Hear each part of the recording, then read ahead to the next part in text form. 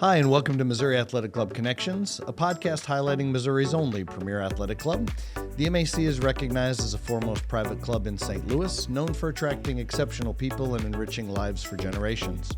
I'm MAC Membership Director Rodney Stoyer, and today I'm sitting down with West Clubhouse's new executive chef, Brian Hardesty. We're so excited to have you join the MAC team as our chef at West Clubhouse, and happy to have you on the podcast today. Thank you so much. I'm very grateful to be here. Great. Well, wonderful. And new, but not entirely new. You've been here for what, about a month or so? I'm going on about 6 weeks now. Yeah. So right on. So getting your feet wet, of course. Yeah. Well, let's get into this and talk about experience, because you came to us, obviously. You're not new to this job by any means. So let's talk a little bit about your experience and what you've done leading up to the MAC. Sure. So, taking it all the way back to, when I was very young, I learned to cook from my family, basically. But professionally, I started cooking when I was 15 years old. I'm now 49, so it's been a little while. Yeah. But I didn't really kind of get super into it and really care about it as a career until out my 20s. And from there, just kind of took off. So all over St. Louis, really all over the country. But when I came back to St. Louis, that's when I really started to focus and try to work at some of the best restaurants in the city. And I'm relatively self-taught as far as my, all my skills goes. And so that kind of led me from, the new hot place in town type of a thing to the best chef that I could find that I could learn from and that sort of thing. So bounced around for a little bit. Ended up at a restaurant called Terrene back in the late 2000s in the Central West End. And that was my first executive chef position. From there, that was where I started to kind of make a name for myself and kind of be out in the public eye a little bit. And I was there for about 3 years before I went out on my own and started my own restaurant group called Guerrilla Street Food with my business partner. Which a lot of people know. Yes. But in between that, food trucks never really paid the bills. So I would always, go, and I started a consulting company at the same time, as well as continue to be, chef of different places through St. Louis. So always like to be very busy. I started a restaurant called Element in Lafayette Square, created that from the ground up, and then I was the executive chef there for about 2 years. And, that's just kind of my story, is like setting up these places and then kind of seeing them flourish and stepping back.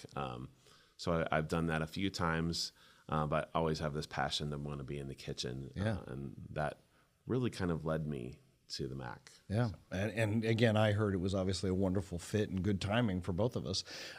You mentioned that obviously people think of, I went off to culinary school, but I think it's something that's probably overlooked a lot, is that how much a chef learns from being in the kitchen with accomplished chefs.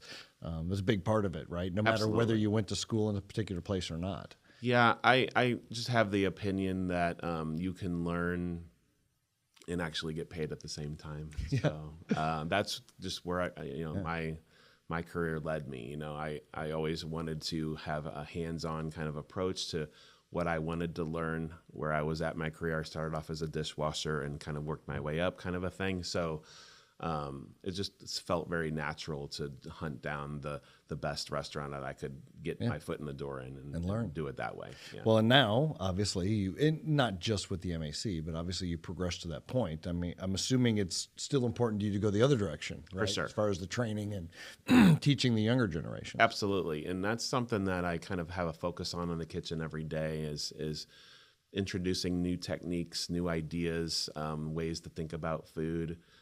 The importance of seasonality, supporting locally, all those kind of ethos that make a kitchen really, really great, that I think that can easily be overlooked by, convenience or sometimes prices or whatever it might be. So it's very important to me. Yeah. Well, that might segue into the next question, which is, what drew you to the MAC? So you hadn't been in any private clubs before? No, I've never. This is my first experience. Yeah. It's been incredible so far. However, I had taken a little bit of a hiatus in the kitchen and decided to jump back into it in the form of the St. Charles Convention Center. Oh, okay. I wanted to learn like very large format cooking and how that works. I had never done that before, so that was interesting to me. Learned what I needed to learn, what I felt like I needed to learn, and I was like, okay, this is really not for me, but I can respect and appreciate how that happens. And during that time, I had been talking to some colleagues about private clubs in the Missouri Athletic Club in particular, and had been noticing that there was a need for somebody like me, and so I decided to go for it. Yeah, well, and obviously that timing worked out. We were obviously without for a little while, so clearly that timing worked out to be pretty perfect in the end. Absolutely. Yeah, it was very serendipitous. I was extremely excited and still am. Yeah. So. Yeah, and I see that. I see that in the kitchen. I see it kind of in a little bit of a extra pep in the kitchen itself. So, I mean, that's obviously showing. So how would you describe your culinary cuisine, that type of thing? I mean, some chefs are very focused on this is my love or my passion. Do you have one of those, or is it anything particular for you? So I guess serving like a particular culture's food, something like that, is not something that I really try to...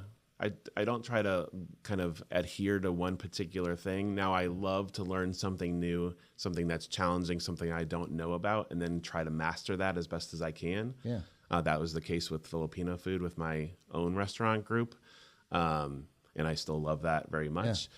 But I'm also, very fluent in, other styles of cuisine, French, Spanish, Italian, what have you, So I more like to focus on what's available. I like to feature Missouri, what Missouri is all about, our farms, our produce, what is naturally grows here versus not anywhere else, and have fun pairing that with any kind of theme that makes sense to kind of tie it all together. I do believe that you should try to keep to some type of, you should have a voice in the kitchen, and that voice doesn't necessarily need to be just Italian. That's an example, but it doesn't need to be that way. It can be more like a regional part of the U.S. or wherever it needs to be. That's kind of what I'm going to be going for when we change the menu. Yeah. Which is coming soon. Yep. For sure. Yep. That is coming very quickly, actually. But I've been working on that since day one. Yeah. Just kind of jumping right into it. Well, and specials, trying things out. I mean, and there's another thing I've noticed, and I guess I haven't looked at every single day, but you also seem to have, at least where I'm hearing feedback, is some of the fish and seafood dishes. So there's certainly a knack for that. I mean, I think that's apparent among our members. You've kind of had some hit 'em out of the park specials with fish. I made the joke, but it's true. In a private club, you're helping me sell memberships. We had a prospective member who just raved about the special that was that night. It was elegant fish dish. And so nice to hear. That. I mean, that's what we're all about in the kitchen, is trying to achieve that. So to hear that happened and caused somebody to sign up as a member, that's amazing. So well, and then the flip side of that, and you mentioned that about the culture, and I just talked to you about this the other day because it was a special again. It was a lunch special, but you literally made for me, and I've been in the club industry over a decade and been all over the place with different private clubs and visited, and you made the quintessential perfect club sandwich. It was just perfect, and I'm glad that you have pride in that as much as you do in a really elegant meal as well. Well, thank you. I definitely. I don't see the difference in striving for the best possible quality in a cheeseburger versus some kind of elegant, filet mignon or whatever it might be. The dish is the same in my eyes as far as quality goes. You can make the best possible cheeseburger you can make, the best possible club sandwich you can make, and that's what. And also, it's kind of listening to the membership and hearing, oh, hey, we really wish we had this. Okay, we're going to do that. Yeah. And the best we could possibly do it. So that will be a new menu item and something that I really want to focus on and let all of the membership know is that there's going to be a lot of change on the menu, all hopefully for the better, all very purposefully driven. However, there's also going to be kind of an open door policy to continue to hear feedback and to respect that feedback and really kind of work together to give everybody, hopefully, as much as they want. Yeah. So. Yeah. Not get rid of things for the sake of getting rid of them. Exactly. Now, that being said, this is a 100% change. So there's going to be things going away. Correct. And there's also going to be things showing back up that people wish they had, like the maybe club missed sandwich. for a while. Exactly. So I hope it's a good balance of those things. I hope it's a little bit more focused than it's been in the past as far as just thematically. I'm kind of going for this somewhat of a New England meets Missouri type of menu. So we'll see, like I said, a lot of seasonal ingredients. Right. And it'll be a constantly evolving menu, which will be kind of a new thing. So we won't do, after we do this change, I intend to have the menu always be that menu, but every like 3 or 4 weeks, we'll switch out certain dishes for something that makes more sense for winter time or whatever it might be. And then it'll just be constantly evolving versus, okay, now it's spring, let's do a completely new menu. Right. That'll be a thing of the past. Yeah.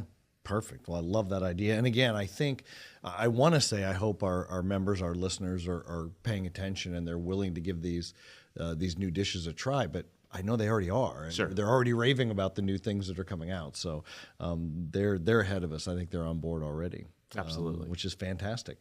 So again, we talked about that. We've got the new dishes coming. We've talked about the new menu is on its way.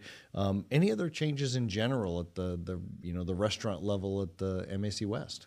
Yes, I think that we're focusing 100% on every aspect of service of the kitchen, of the dining room. That includes, steps of service from our server's point of view, making sure that we're paying attention to detail. That's something that very much matters to me. It's kind of the step one, is paying attention to every possible detail that you can, from cooking the food to placing it on the table to making sure that your guests are happy.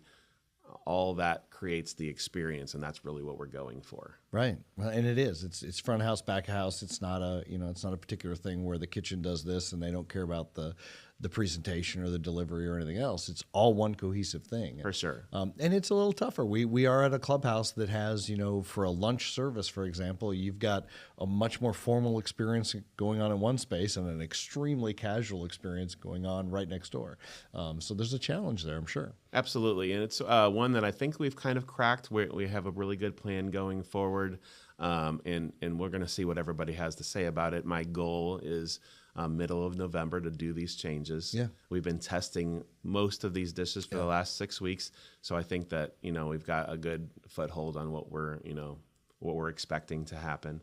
So, well, that's a really good point for our listeners and members, is to say, be excited. A new menu is coming. It's been wonderful. Show up now and see what Chef Brian is putting out of the kitchen today. Absolutely. Because that's the exciting part, is we're seeing all these interesting things. Yeah, if anybody is curious, they can show up any day of the week and see something that they can expect in the future, for sure. Right. Well, what other changes? Anything else coming as you're settling in? We had the opportunity to update some equipment in the kitchen, which is very nice. Some stuff was a little bit outdated, nothing crazy, but things that will make the crew very happy, and that will reflect on everything else that we do. So I'm pretty excited to see that happen. That happens this week, actually. So. Yeah, that's what I heard. Yeah, we're getting some new equipment in there, and sometimes our members don't think about that, but it wasn't that long ago we had to swap out the dishwashing equipment. Right. I know it's not attractive, something you look forward to seeing, but it's incredibly important to the operation. Well, Chef, anything else that you want to make sure we talk about before we're done here today?